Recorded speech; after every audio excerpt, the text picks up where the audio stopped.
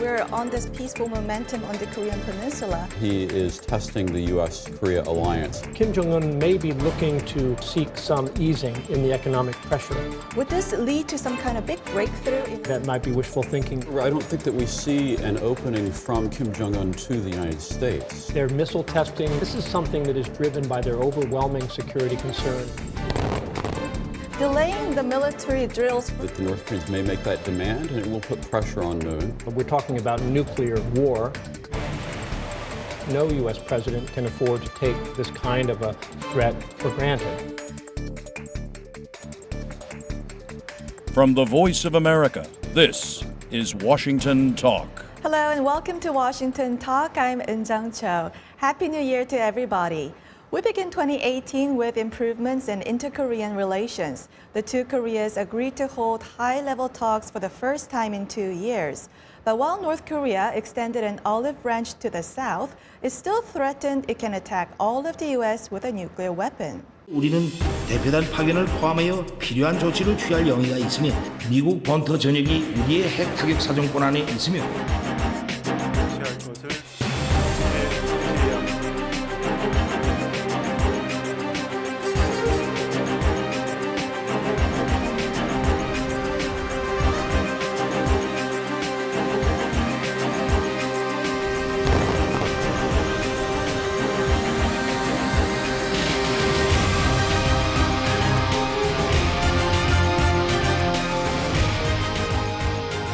Now joining me today, Mr. Frank Januzzi, president of the Mansfield Foundation. He also served as an advisor to the Senate Foreign Relations Committee.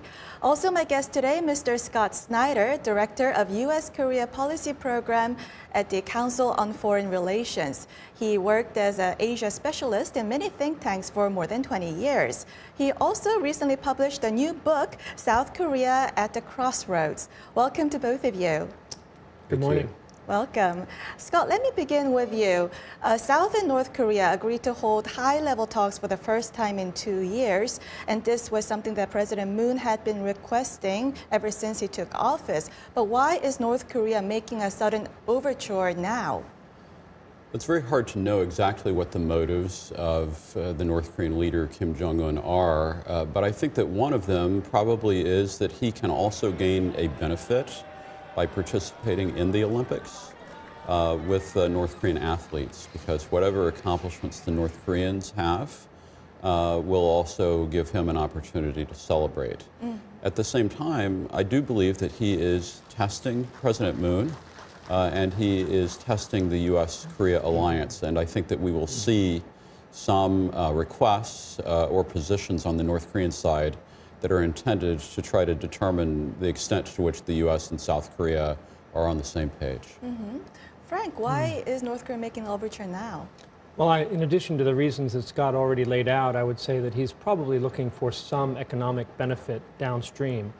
The two countries that are most important for North Korea's economic future are China and South Korea. And with sanctions coming from the South and economic pressure also imposed by China in response to UN sanctions, Kim Jong-un may be looking to lighten the atmosphere, improve the overall mood on the peninsula, and perhaps seek some easing in the economic pressure that is, I think, beginning to have an impact on their economy. The agenda for the talks include not only the Olympics, but also seeking ways to improve inter-Korean relations. So, Scott, do you expect to see some meaningful rapprochement this time around? I think that most of the opportunity is really near term in terms of the atmosphere surrounding the Olympics. Although there's something very interesting that Kim Jong-un has done in his New Year's speech, and that is that he has said that he wants to improve the atmosphere on the Korean Peninsula, not only for the Olympics, but also for the 70th anniversary of the founding of the DPRK, which of course is September 9th. And so what that means is that he's going to want to try to extend some of the reduced tensions to the fall. And I think it raises some very interesting questions related to whether or not North Korea will make some demands with regard to further delay of U.S. ROK military exercises beyond what has already been announced with the delay to April. It's a key point. The U.S. normally holds large field exercises in the springtime and also a tabletop exercise later in the year. Both of those exercises are going to be adjusted in their schedule this year as a result of the Olympics. But the full extent of them, the scale of them, and the precise timing of them, I think, remains to be determined. And I think Kim Jong-un has long, and the North Koreans have long had as one of their objectives, toning down or preferably eliminating such large-scale U.S. ROK joint exercises. What's not clear is whether they will be willing to reciprocate and put similar limits on their own exercises or on missile tests or nuclear tests. Scott, delaying the military drills further beyond the Olympics, if President Moon makes such a concession, wouldn't that create a rift between Seoul and Washington? I believe that it's entirely likely that the North Koreans may make that demand, and it will put pressure on Moon. I believe that there will be consultations between the U.S. and South Korea, and I think that it's likely that the U.S. and South Korea together would resist demands for further delay on that front. Frank, we're on this peaceful momentum on the Korean Peninsula, and Secretary Tillerson and others had said that preconditions for talks with North Korea is contingent upon how North Korea would stop its missile testing for a while. And this Olympics cool down, would this lead to talks between Seoul, Washington, and Pyongyang? That's a great question, Yoon Jung. I mean, basically, the North Koreans view the United States as their principal security threat. And the talks they're having, hopefully next week, with South Korea are not likely to make North Korea feel much more secure. Ultimately, they need to sit down with the United States. As the U.S. approaches the prospect of dialogue with North Korea, the U.S. is going to be examining what they need to get in the short term from Pyongyang in terms of concessions on missile testing, nuclear testing, or other provocative moves that are sanctioned by the UN Security Council. I think that right now we cannot be confident that the U.S.-North Korea talks will necessarily get started just because there's this thaw in South-North Korea talks. I think that's right, but you know, Washington, I'm sure, will be watching the inter-Korean talks very closely. And so this provides an opportunity for the U.S. to evaluate what North Korea is doing. And in a way, North Korea has an opportunity to prove some of the skeptics about the prospects for a U.S.-North Korean negotiation wrong if they can handle themselves well in inter-Korean talks. Right, and Kim Jong-un sent a very bellicose message to the United States in his New Year's message, and he is sending different signals to South Korea and the United States at the same time. So what is his game plan? Well, I think that it's precisely that message, one of kind of defiance against where the U.S. wants to go, and then the olive branch to South Korea, that has led many people to say, oh, the North Koreans' game plan really is to divide the United States and South Korea. So, you know, we'll have to kind of see how that plays out. But clearly, with regard to the United States, the North Koreans are very much focused on trying to make sure that they have a level playing field from their perspective on the nuclear front. I think North Korea may well have that objective of driving a wedge, but I really think it's only Seoul and Washington that have the risk of drifting apart. I don't think that the North Koreans have that power, really. And I think that as long as the U.S. continues to consult closely with Seoul, I'm not worried that North-South talks are going to somehow imperil the U.S.-ROK alliance. I do think that it's going to be critical to see how Washington responds to the initial offerings of dialogue with the South. And I hope that Washington won't let this window that seems to be opening pass by without trying to see and explore what's possible. Scott, is this a good chance that Washington should also grab the opening? Well, so far, I don't think that we see an opening from Kim Jong-un to the United States. But what we could see is moderated behavior by North Korea during the inter-Korean talks including a cessation of missile testing, in order to help contribute to this peaceful atmosphere. I'm afraid that might be wishful thinking, though, Scott, because if you look at North Korea, their missile testing, even static tests of the rocket engines, this is something that is driven by their overwhelming security concern and their desire to perfect their ICBM deterrent capability. And I'm not sure that we should expect them to halt that, even in the midst of North-South talks. There is an opportunity for North Korea Indeed. to show some self-restraint. Yes. Whether or not North Korea is willing to take advantage of that opportunity, frankly, I'm skeptical as well, primarily because everything about what Kim Jong-un has been doing over the course of the past 2 or 3 years has been really centered on his own sense of extreme vulnerability. And I don't think that is going to go away because we have a chance to hold an Olympic Games on the Korean Peninsula. We're in this period when North Korea is approaching to South Korea while being very hard on the United States. What do you think is the position that South Korea should take at this time, Scott? Well, I think South Korea, President Moon has to grasp this potential opening, even if it's just a short-term opening to try to stabilize the environment around the Olympics. And then, of course, he's going to try to extend this period of reduced tension. And I think the right way to do that is actually by phasing the talks, talk about the Olympics, and then indicate to North Korea that additional issues can continue to be discussed after the period of the Olympics.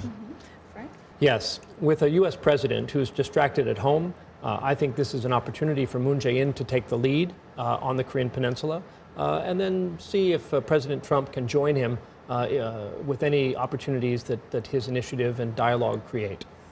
But there are still skeptics in Washington, D.C. I mean, President Trump only mildly welcomed the inter-Korean talks, saying that talks are a good thing. And then the spokesperson for State Department said that she's skeptical that Kim Jong-un is sincere. So what is the general view of this ongoing reconciliation on the Korean Peninsula, the view from Washington, Scott?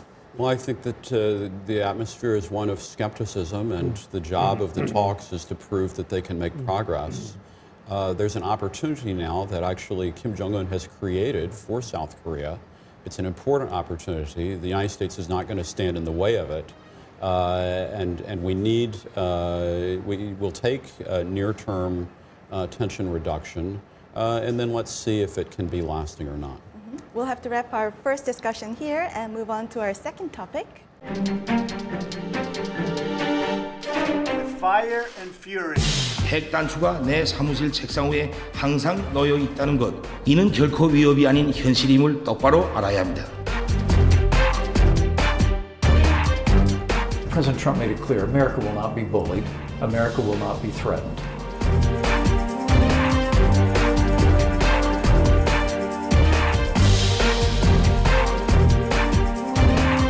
They will be met with fire and fury. 암도 주변에 대한 포위 사격을 단행하기 위한 Rocket Man is on a suicide mission for himself. 지할 소리만 하는 넉다리에게는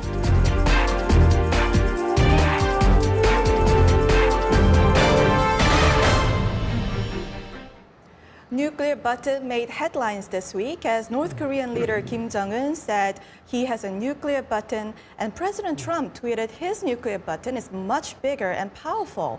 The two leaders have engaged in an escalating war of words since last year. Now, Frank, let me give my first question to you. What is Kim Jong-un's message to the United States when he says that he has a nuclear button on his table? Is he saying that he's going to deploy weapons soon? Well, I think he's going a little beyond that. He's alleging that he has perfected a nuclear deterrent capability. I think most experts in Washington are skeptical that the North has completed that task. But we also know that North Korea has gone far enough in the development of nuclear weapons and delivery systems that no U.S. president can afford to take this kind of a threat for granted.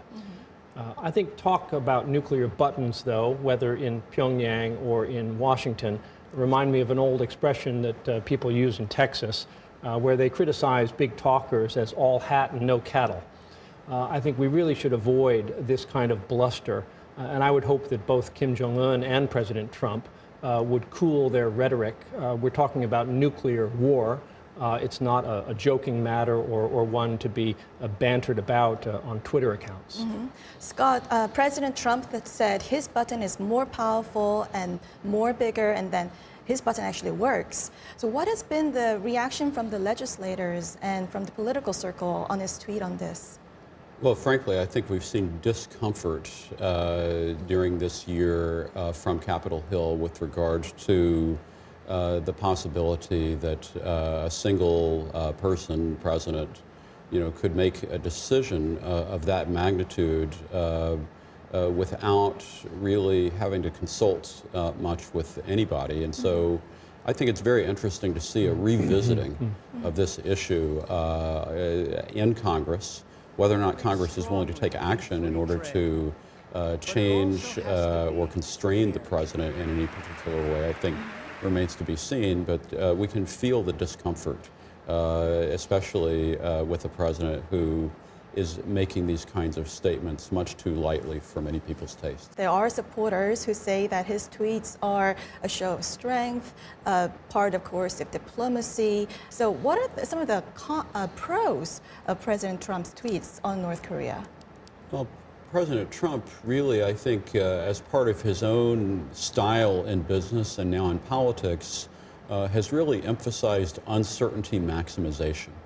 And what that does is it gives him the widest scope possible to make decisions. So he doesn't ever box himself in. And so I think this uncertainty maximization approach, in the initial stages, I think it even had effect on North Korea. But the problem is that the rhetoric also can pin you in. And where that becomes a problem is that the North Koreans, when they hear the president speak, they don't really think that the leader's words are reversible. So if President Trump says something really dramatic, like he's going to destroy their country, they have a hard time digesting the idea that a presidential statement can be taken so lightly or can be reversed so quickly. On the plus side, that he's created a sense of urgency. And I think that's actually good for diplomacy on the peninsula. On the downside, this uncertainty maximization that Scott speaks about, it's not a position you really want to put your allies in. You want your allies to have confidence in your direction, in your reliability, and your sobriety. We are used to fiery rhetoric out of Pyongyang. We're much less used to it coming from Washington. So I think part of the harsh response to President Trump's rhetoric is that we are unfamiliar with U.S. presidents using this kind of language. Yeah, the real problem with the president's tweets is that he hasn't found the DM or direct message function on his Twitter account. We'll end this conversation here and move on to our next segment. Now, time for the photo moment, a time to look at an interesting North Korea picture. The photo today is North Korean leader Kim Jong-un delivering his New Year's speech. Mr. Kim wore a silver gray suit and a matching tie. This is the second year in a row that he wore a Western suit instead of the Mao-style jackets and got rid of the badge that has his father and grandfather's face on it. At the beginning of his speech, Mr. Kim also bowed deeply. Frank, what is your reaction to this picture? Well, when Chinese leaders like Deng Xiaoping ditched the Mao suit and began wearing Western suits, it was a sign of more than just the end of the Cultural Revolution. It was a sign of, in the case of China, 改革开放, reform and opening up. And I think we should not discount the symbolism of the leader of North Korea donning this Armani-style suit for his New Year's address. I think he wants to convey modernity, openness to the world, and even a little bit of a Western sensibility. So I think it's a fascinating development, and he's signaling something to his own people. Those are great points by Frank. And I guess what I would add is that he's coming into his own. It's notable in his speech that he refers to his father and grandfather on fewer occasions this year than in the past. And so I think that this is Kim Jong-un trying to also signal that he is his own man and that he is in charge. Well, that's all the time we have for this week. Scott, Frank, thank you for joining us. Thank you very much. Thank you. And this was Washington Talk from VOA, and I'm Eun Jung Cho. Thank you for watching.